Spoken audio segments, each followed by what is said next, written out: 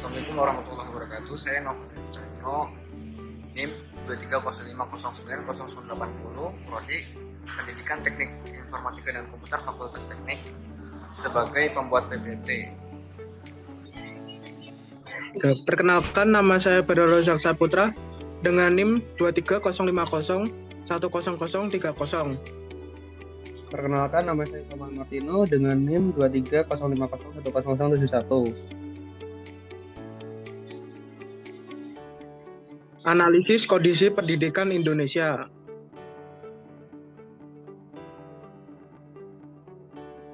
Untuk beberapa permasalahan, yang pertama pemerataan, 2 mutu, 3 efisiensi, dan 4 relevansi pendidikan. Yang pertama, pemerataan pendidikan. Pemerataan pendidikan di Indonesia merupakan isu yang penting untuk dibahas mengingat ketimpangan antara wilayah perkotaan dan perdesaan, serta antara daerah kaya dan miskin masih terjadi. Meskipun pemerintahan sudah berusaha meningkatkan akses pendidikan dengan memberikan akses sekolah gratis dan beasiswa, masih ada sebagian besar anak-anak yang tidak terjangkau oleh akses pendidikan. Masalah pemerataan pendidikan di Indonesia menjadi permasalahan yang terbilang kompleks dengan beberapa daerah yang masih belum memiliki akses yang sama dalam pendidikannya. Keterbatasan sarana dan prasarana pendidikan di beberapa daerah telah terjadi hambatan yang serius. Next. Upaya pemerataan. Untuk mewujudkan pendidikan di Indonesia yang maju, telah banyak upaya dilakukan baik dari pemerintahan, lembaga sosial, lembaga amal, dan lain-lain. Semuanya saling bersinergi untuk membantu dalam mempercepat pemerataan pendidikan. Karena setiap orang, baik di kota hingga pelosok daerah, wajib mendapatkan pendidikan yang sama.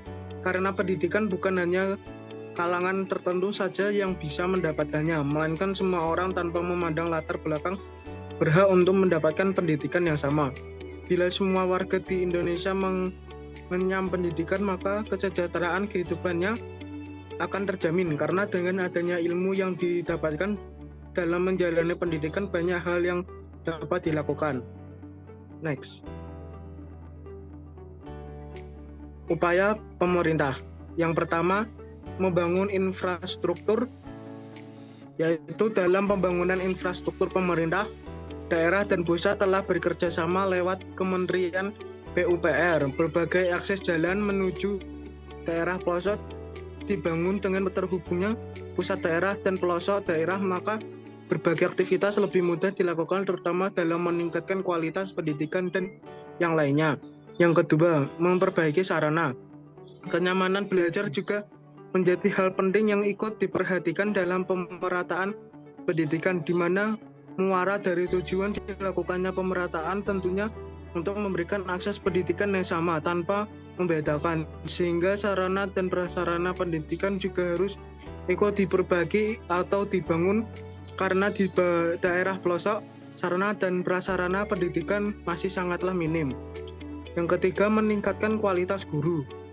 Meningkatkan kualitas pengajar juga perlu dilakukan. Hal ini telah dilakukan oleh Kemendikbud lewat berbagai program yang telah dibuat, sehingga tenaga pengajar yang ada di daerah pelosok memiliki kualitas yang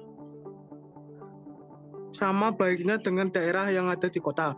Adanya peningkatan kualitas tenaga pengajar sangat membantu dalam kualitas mengajar baik dan mampu beradaptasi dengan kemajuan teknologi, terutama dalam bidang pendidikan. Itu juga meningkatkan minat belajar siswa dan siswi di daerah pelosok. Program bantuan pendidikan. Program yang berorientasi membangun kekuatan intelektualitas dan spiritual anak Indonesia dengan pendekatan pendidikan untuk mewujudkan generasi masa depan yang unggul dan berkah. Program bantuan ini sudah dilakukan oleh Lembaga Amli Zakat Nasional Baitul Ma'al Hidayatullah dengan mengamati andil dalam upaya besar kebangkitan masyarakat dan sektor pendidikan. Niscaya setiap bantuan yang ada akan sangat bermanfaat bagi anak-anak bangsa. Next. 2. Mutu pendidikan. Mutu pendidikan adalah tingkat kecerdasan kehidupan bangsa yang bisa diraih dari penerapan sistem pendidikan di Indonesia.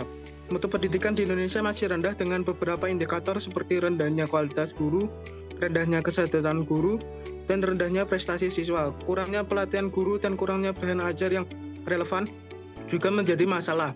Banyak masalah yang diakibatkan oleh lulusan pendidikan yang tidak bermutu. Program mutu atau upaya-upaya untuk meningkatkan mutu pendidikan merupakan hal yang teramat penting. Untuk melaksanakan program mutu diperlukan beberapa dasar yang kuat. Next. Upaya mutu pendidikan. Upaya bermutu berperan penting untuk evolusi ekonomi dan pembangunan sosial suatu negara. Tetapi di Indonesia masih menghadapi beberapa permasalahan dalam meningkatkan mutu pendidikan. Penyebab rendahnya mutu pendidikan: kurangnya fasilitas sarana pendidikan, kurangnya kerjasama antar lembaga pendidikan, kurangnya bahan ajar yang relevan. Maka dari itu diperlukan untuk membangun pemikiran bersama dalam pengembangan mutu sekolah atau universitas. Meningkatkan kualitas sarana dan prasarana pendidikan, meningkatkan kerjasama antara lembaga pendidikan dengan industri. Kerjasama dengan berbagai lembaga internasional dan swasta sangat membantu memperluas upaya meningkatkan pendidikan di Indonesia, serta lembaga akan menata kelola dengan pendidikan agar berjalan dengan baik. Dalam upaya ini, pemerintah, masyarakat, dan berbagai pihak terkait saling bekerja sama untuk mencapai tujuan yang lebih baik. Next. Upaya pemerintah. Penjaminan mutu, yaitu Kementerian Pendidikan dan Kebudayaan mengeluarkan kebijakan tentang penjaminan mutu Indonesia. Beberapa faktor yang menyebabkan kualitas Indonesia masih dianggap rendah antara lain faktor kurikulum, fasilitas dari negara, kurangnya pendidikan profesional, biaya pendidikan yang mahal, dan kurangnya kesadaran akan pentingnya pendidikan. Yang kedua, meningkatkan prasarana. Ketentuan pasal 45 UU RI nomor 20 tahun 2003 tentang Sistem Pendidikan Nasional menyatakan bahwa setiap satuan pendidikan menyediakan sarana dan prasarana yang memenuhi keperluan pendidikan sesuai dengan pertumbuhan dan perkembangan potensi fisik, kecerdasan intelektual, sosial, emosional, dan kejiwaan peserta didik. Sarana dan prasarana pendidikan harus tersedia semaksimal mungkin guna mendukung pelaksanaan proses belajar mengajar supaya peserta didik dapat mengikuti proses pembelajaran dengan nyaman dan tanpa ada kendala. Yang ketiga, kualitas guru. Meningkatkan kualitas guru melalui pelatihan dan pengembangan profesional untuk meningkatkan kualitas pendidikan. Sekolah unggul telah memiliki konsep atau prinsip yang menjadi tujuan utama mencapai atau mengetahui apakah lembaga tersebut memiliki tidaknya pendidikan tersebut. Yang keempat, program bantuan pendidikan. Program pendidikan vokasi, ya ini program ini fokus pada pengembangan keterampilan dan keahlian di bidang tertentu. Program pendidikan vokasi, program ini fokus pada pengembangan keterampilan dan keahlian di bidang tertentu. Program beasiswa keunggulan, program ini memberikan beasiswa bagi siswa berprestasi yang berasal dari keluarga dengan keterbatasan finansial. Program ini bertujuan untuk meningkatkan kesempatan bagi mahasiswa di perguruan tinggi negeri. Next. Yang ketiga, ada efisiensi pendidikan. Masalah efisiensi adalah masalah pengelolaan pendidikan, terutama dalam pemanfaatan dana sumber daya manusia.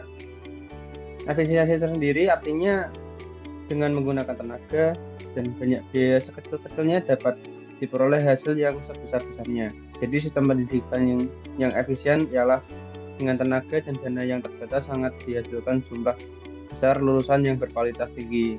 Oleh sebab itu, keterpaduan pengelolaan pendidikan harus tampak di antara semua unsur dan unit, baik antara sekolah negeri maupun swasta, pendidikan sekolah maupun luar sekolah, antara lembaga dan unit jajaran Departemen Pendidikan adalah kebudayaan.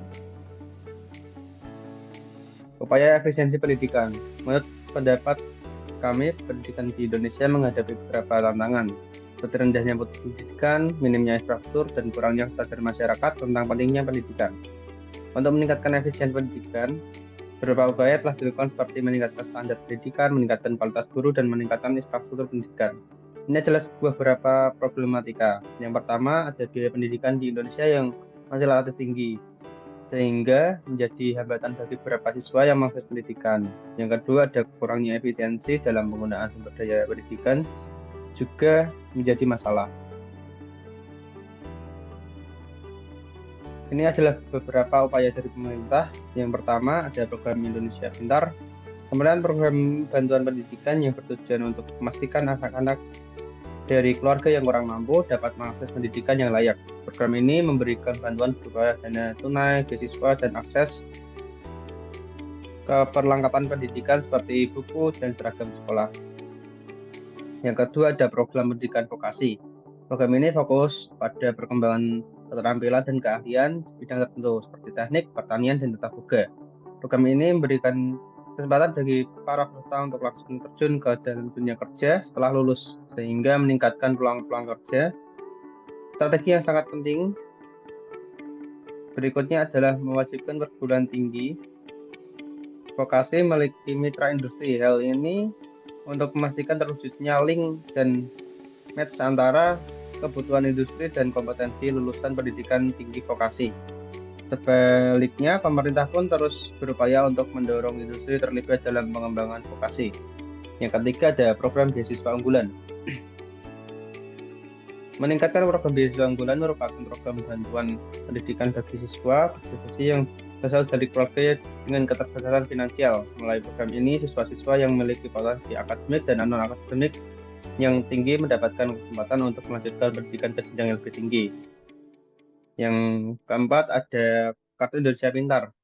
Melalui program Indonesia Pintar, pemerintah Indonesia mengeluarkan Kartu Indonesia Pintar Kuliah atau KIP Kuliah sejak tahun 2020 sebagai salah satu bentuk bantuan pendidikan yang diberikan pada lulusan SMA, SMK, dan atau derajatnya dari keluarga yang kurang mampu agar dapat melanjutkan pendidikan ke jenjang perguruan tinggi atau akademi. KIP kuliah harus dapat dimanfaatkan oleh lulusan SMA, SMK, atau sederajat di seluruh Indonesia untuk dapat menempuh pendidikan yang lebih tinggi agar dapat berkontribusi bagi pembangunan bangsa. Yang keempat ada relevansi pendidikan. Relevansi pendidikan yaitu masalah yang berhubungan dengan relevansi atau kesesuaian pemilik pengetahuan. Masalah relevansi dari kemampuan literasi siswa berdasarkan lapor pendidikan 2023 berada dalam kategori sedang. Rapor pendidikan 2023 mendefinisikan kategori sedang sebagai kondisi di mana sebanyak 40-70% siswa mencapai kompetensi minimum literasi. Kortadik melihat pemerintah perlu lebih meningkatkan upaya dalam hal pengembangan literasi siswa. Pendidikan di Indonesia masih belum relevan dengan kebutuhan masyarakat sehingga beberapa siswa tidak memiliki kemampuan yang sesuai dengan kebutuhan industri. Kurangnya kerjasama antara lembaga pendidikan dengan industri juga menjadi masalah. Upaya relevansi pendidikan, upaya yang harus dilakukan dalam pendidikan menurut kami, kurikulum harus mempromosikan nilai-nilai seperti kepedulian lingkungan, tanggung jawab sosial, dan inovasi berkelanjutan. Masyarakat harus menginformasikan tentang pentingnya pendidikan dan peranan mereka dalam meningkatkan kualitas pendidikan. Kesadaran masyarakat tentang pentingnya pendidikan harus ditingkatkan untuk meningkatkan partisipasi masyarakat dalam pendidikan. Biaya pendidikan harus ditingkatkan untuk memastikan bahwa semua siswa sampai mahasiswa dapat mengakses pendidikan yang layak. Kerjasama dengan lembaga internasional dan swasta harus diingatkan untuk meningkatkan kualitas pendidikan. Pendidikan di Indonesia masih belum relevan dengan kebutuhan masyarakat, sehingga beberapa siswa tidak memiliki kemampuan yang sesuai dengan kebutuhan industri. Dengan melakukan beberapa upaya tersebut, Indonesia dapat meningkatkan kualitas pendidikan dan mencapai tujuan yang lebih baik dalam meningkatkan relevansi pendidikan. Selanjutnya ada beberapa upaya pemerintah untuk meningkatkan relevansi pendidikan. Yang pertama adalah penggunaan teknologi digital. Pemerintah Indonesia akan meningkatkan penggunaan teknologi digital dalam pendidikan untuk meningkatkan akses mutu pendidikan teknologi, membawa konsep pembelajaran dari buku teks tradisional ke dunia digital yang dinamis. Sekarang masyarakat dapat mengakses materi pembelajaran dari berbagai sumber secara instan melalui beberapa aplikasi. Yang kedua adalah kerjasama dengan industri. Pemerintah Indonesia akan meningkatkan kerjasama dengan industri untuk meningkatkan relevansi pendidikan dengan kebutuhan masyarakat dan industri. Kerjasama antara industri dengan satuan pendidikan vokasi juga dinilai penting dalam memastikan pemenuhan kebutuhan sumber daya manusia atau SDM yang berkualitas. Pengembangan sistem penilaian meningkatkan pemerintah Indonesia akan meningkatkan pengembangan sistem penilaian yang lebih efektif dan efisien untuk meningkatkan kualitas pendidikan. Masyarakat dapat mengakses informasi lebih lanjut mengenai kurikulum Merdeka melalui berbagai saluran yang disediakan oleh Kemendikbudristek seperti laman resmi, media sosial, dan pusat layanan bantuan. Yang keempat ada pengembangan keahlian. Pemerintah Indonesia berencana meningkatkan pengembangan keterampilan dan keahlian siswa melalui program-program pendidikan vokasi dan kerjasama dengan industri. Keterampilan ini dipandang sebagai hasil dari kemampuan berpikir tingkat tinggi oleh Zuhair dan Dori sejak tahun 2003 didefinisikan sebagai tujuan utama pendidikan yang harus diberikan fokus dalam pengembangan pendidikan. Selanjutnya ada kelebihan dan kekurangan. Kelebihan dalam sistem pendidikan. Yang pertama ada meningkatkan kualitas akses pendidikan. Yang kedua ada mengembangkan kurikulum baru yaitu Merdeka. Yang ketiga ada penggunaan platform digital. Selanjutnya ada kekurangan sistem pendidikan. Kekurangan dalam sistem pendidikan, kurangnya sarana prasarana. Yang kedua ada kurangnya tenaga pendidik seperti guru atau dosen. Yang ketiga ada kurangnya kesadaran masyarakat akan pentingnya pendidikan itu sendiri. Yang terakhir ada kesimpulan dari penjabaran pejabat kami mengenai sistem pendidikan di Indonesia ini. Kita dapat menyimpulkan bahwa pemerintah Indonesia telah berupaya keras untuk meningkatkan mutu pendidikan di Indonesia. Pemerataan, efisiensi, hingga relevansi pendidikan dengan kebijakan yang efektif dan kerjasama yang kuat.